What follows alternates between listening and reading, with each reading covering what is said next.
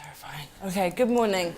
I'm really pleased to have the opportunity to talk to you about flexible working, and I hope that by the end of the talk you'll have some idea of the potential for flexible working in education. Why are we doing it? Well, we're all here because we care about pupil outcomes. It's our bread and butter, it's what we live for, we're interested in how they do. And the biggest single factor that affects pupil outcomes is effective teaching. If you have effective teachers in the classroom, they help everybody. More especially, they help disadvantaged pupils, but they help everyone. So we need to keep effective teachers in the classroom. How have I come to this? I've been teaching for 12 years. Hopefully, most of that has been as an effective teacher. Probably not so much at the beginning, but with experience, I certainly grew. When I had a break to have my first son, I was lucky enough to come back on compressed hours. I'd been an assistant head teacher and I was able to come back and do that level of responsibility for 4 days a week. Once I had my daughter, I wasn't able to come back and do the same thing. I wanted to do the same level of responsibility, but possibly in a job share. And I was astonished to find that there is no national forum or platform on which you can find somebody at the same level as you to share a job in teaching. That seemed kind of incredible to me. So I haven't been teaching since then. I've been working on this project, and that could have become an anecdote in a coffee shop, and I would have left the profession and done something different. But luckily I met Emma Shepard, who's responsible for this infographic. So Emma Shepard set up the Maternity Teacher Project, and I highly recommend going and looking at her website, Maternity Teacher, Paternity Teacher Project, MTPT Project. And her main message is about choice. And her idea is that if schools are family friendly, they tend to be everyone friendly. And this infographic is kind of the embodiment of all of the work that she is interested in and all the problems that she's trying to solve. So armed with the research and a bit more evidence, I applied to the Teach First Innovation Series to help solve this kind of problem. I met Lindsay Patience, who's here with me today. We've been sharing this job and working together to try and come up with a pilot project which will normalise flexible working in schools. They help you to frame the problem and come up with some strategic solution, and part of that is coming here and talking to you today and kind of spreading the word about what we're doing. So why flexible working? Why are we even considering it? Well, we've got our own infographic. I'm sorry, the crisis word is on there. Let's call it a challenge. There is a well-documented recruitment challenge in education. And we're interested in this group of women aged 30 to 39. 6,000 of them leave the profession every year. And there's not much data about what happens to them. They aren't the only people for whom flexible working would be beneficial, but they are nearly 30% of the teachers who are leaving the profession. It does suggest that teaching is somehow, whatever people believe on the outside, not compatible, particularly with having a family. So we want to look at how we can keep those effective teachers in the classroom. Why flexible working? Well, teachers aren't necessarily leaving the profession altogether. They may take a step down, they may become TAs, they may relinquish their responsibility, but the key thing is that pupils are not benefiting from their level of experience. Once they've had a family, the pupils that they used to teach aren't benefiting from that level of experience. In other sectors, flexible working has proved to be extremely effective. Up to 80% increase in productivity in some sectors. If you translate productivity in another sector to pupil outcomes in education, the potential is huge. We are really behind in flexible working in education. The kind of responses to flexible working requests in other sectors will be 60 to 70% acceptance, even at high senior level. I would say this is slightly wrong. Certainly my first flexible request was accepted, but it's in the high 90s. And certainly getting a senior position on reduced compressed hours or job share is really difficult in teaching. So we need to open up that conversation. Worse, possibly, we did a very small Twitter poll, and 36% of the teachers who responded said they didn't even ask to do flexible working. So they're not even asking those questions of the people who are in charge. What are we doing? That's the key thing. And one of the things Lindsay and I were able to do as part of this was we went to the DFE Summit on flexible working. It's a hot topic, people are talking about it, but like Daisy said, what are the actual solutions? What do we need to do? So this is our kind of pilot project. What we've realised from all of our research is that there's a real kind of chicken and egg problem. If we're going to move forward, we need to solve both sides of it. We don't yet know whether it will be the egg side, supporting effective teachers looking for flexible work, which will tip the balance. If we have a large workforce of teachers willing to work flexibly, will that move it up the agenda for schools? Or will it be on the chicken side, supporting schools to normalise flexible working? Once we've got a range of establishments who are ready and willing to accept flexible working, maybe that will tip the balance and move the agenda forward. So we don't know, but working on a pilot to try and find that out. And in that pilot, we're supporting both sides.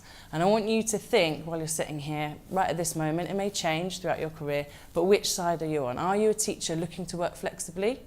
Or are you a senior manager, head teacher, teacher in a school who wants to improve the recruitment and retention of effective teachers in your school? How do we know you need support? Well, we've done some very minimal marketing to begin with. Very small questionnaire, 50 responses, all of them coming back with similar ideas like this. It wasn't compatible with teaching. I've had a family. I don't have a family, but I do want to work flexibly. I want to share my expertise. I'm nearing retirement and I want to reduce my hours. And all of them came back with the same answer or the same ideas about, I tried to ask for flexible working and my request was denied for the same reasons. On the school side, these are the reasons that are given.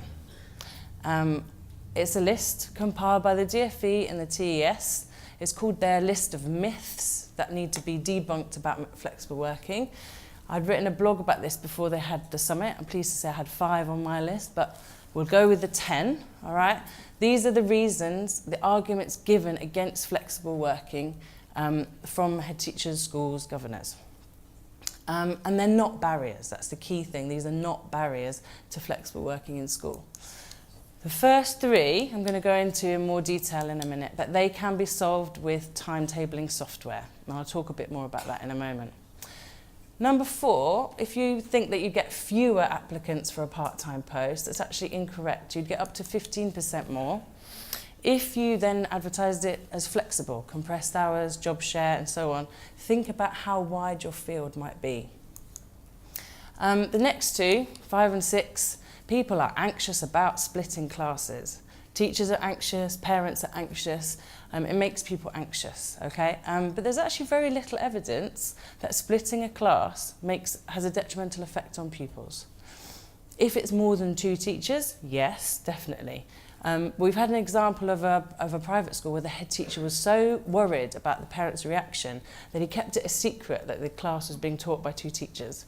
So it was shared by his deputy head, shared by and only at half term, when the children had done well, very happy the results came out, did he share that this year 3 class had been shared between the deputy head and another part-time teacher. And of course the parents were delighted. You know, they've had energetic teachers who are able to continue their other responsibilities, their other interests, and the children have done really well. So split classes isn't as much of an issue as people claim. It's too expensive. Actually, flexible working can save you quite a lot of money. We've had examples of schools where there's a primary school in Wandsworth who've decided to offer their senior team reduced hours. So this is experienced, effective senior team who are, you know, older and perhaps want a bit more time off. So they've reduced down to 4 days a week. And those teachers, or that school is now able to kind of work with the budget cuts that they've been given, and it's actually saved the school money. Accountability. It's important, you can't brush it aside, but in other sectors people are accountable as well. And what you have are tools and terminology to help you decide who is accountable. If you're going to have a job share, is it a job share? Is it a job split? Is it a hybrid job share? And all of this is terminology that you don't need to know now, but it does exist, and it's easy to have conversations if you've been trained and if you understand how the flexible working is going to work. The important thing is at the beginning of the contract with the teacher, and with the manager and with the school, these conversations are had. Accountability isn't a barrier to flexible working. The final two kind of cancel each other out. Either people work flexibly, I'll just undo them. Either people work flexibly and they work too hard, or they aren't working hard enough. Again, it's down to the individual. And what will really make the difference is making sure that at the beginning of the contract, people understand what exactly the requirements are. And again, as part of our pilot, we're hoping to train and kind of instill this sort of culture of flexible working culture and ethos so that people understand right from the beginning what's required. So, what are we hoping to do, or what are we hoping to give you? In a real nutshell, if you're on the egg side, we'll help you build your flexible working case. We want to find a job share partner if that's appropriate to you. And if you want to, if you choose to, we want to ensure that people are returning at their level of experience. On the school side, I'm going to talk a little bit about timetabling. I don't know how many people are experts in timetabling. Just put your hand up if you've ever done anything to do with a timetable. Okay, there's a few people here, but you are in the minority. And I think that's fair to say. Traditionally, timetabling has been done by one person. And until 6 months ago, I did not know anything about it. But I have become a bit of a geek about timetables because they're really crucial to this issue. Previously, one person took charge of the timetable, and by some kind of alchemy and using software, which actually traditionally, the software that most of us use in our schools was not designed to complete a timetable. Okay, and so these people are wonderful because they somehow managed to produce something which is then given to the rest of the school and used for the year, and everybody's always happy with it. But the key, what I now know, is that it doesn't have to be like that. This does not need to be our reality anymore.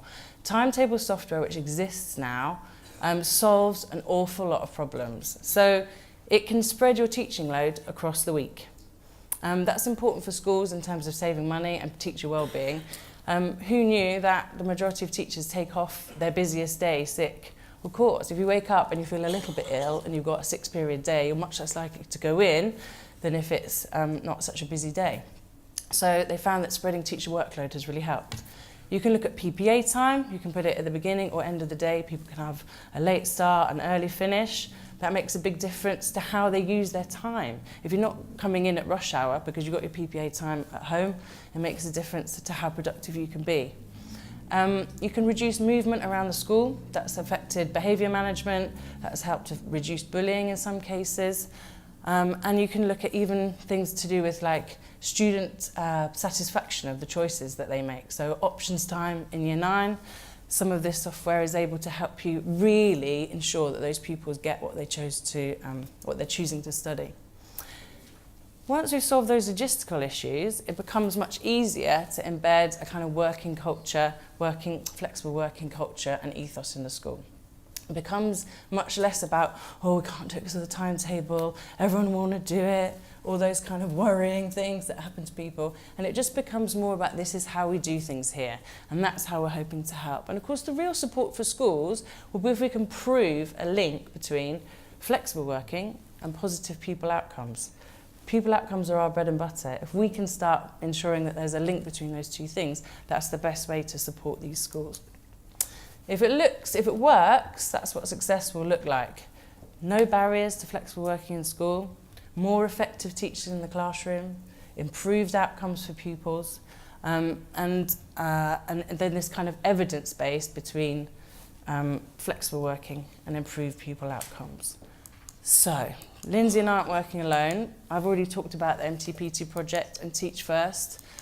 There's a couple of organisations which have just begun, literally end of December, beginning of January, who are looking at very specific areas of flexible working. So the Shared Headship Network has been set up to try and look at collaborative headship. It's set up by 4 teachers who were Teach First, and then they've done Future Leaders, Ambition School Leadership, and they have young families. And they want to ensure that they are still able to return at the level of experience. So they're looking into co-headship. Return to Teach is looking at matching a school with a teacher, an expert teacher, for only a number of hours. So for example, if you have a school where you need to teach an A-level physics class, you can then get a teacher just in for those hours, an expert teacher, rather than just a kind of supply cover for the day. Edval Timetable Solutions are one of the software companies who are kind of leading the way with this timetable software. If you want to learn more about it, there's an event at the Araya School in Oxfordshire on the 17th of March. There's still places there to learn about their software. They're also offering a free timetable audit for schools. I've been told to say there's a bit of a waiting list in case they're getting undated, but the information that they give you from this free timetable audit will be honestly invaluable to how you manage your staff and your time. And you, of course. We need this to be a conversation that's happening everywhere. We need you to be kind of skilled up on the arguments and to know why the barriers aren't barriers, the traditional arguments given against it. So what can you do to help us?